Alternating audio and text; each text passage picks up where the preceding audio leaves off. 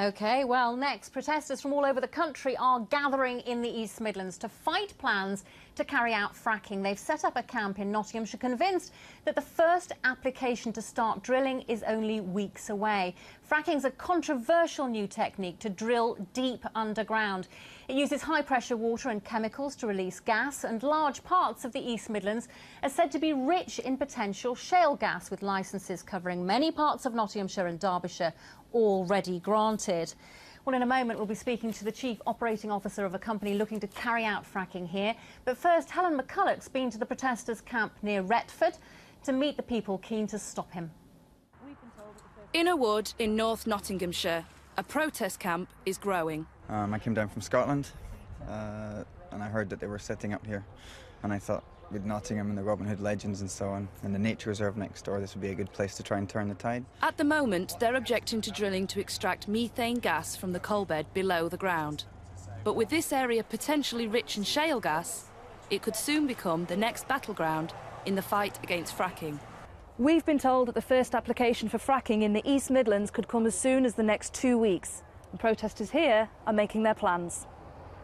If these companies make mistakes, we know that. We know they lie, and they're just using some horrible chemicals, and the operation is just going to mess with everything sooner or later.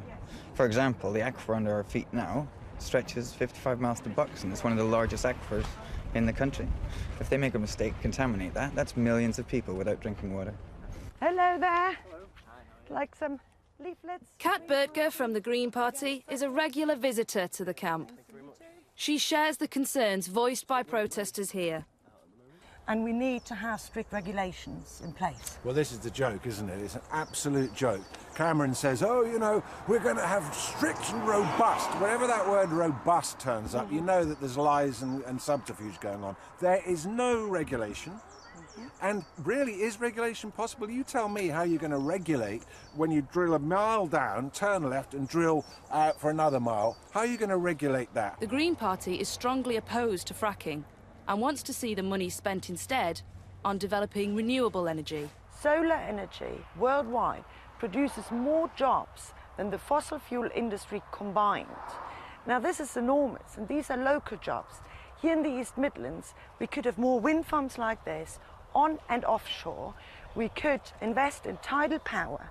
We're an island. We've got the sea surrounding us.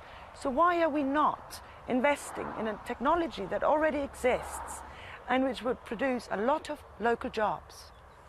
To produce just 10% of the gas that we need in this country, we're talking about 300 wells every year for the next 10 years. So that's 3,000 wells drilled over the next 10 years.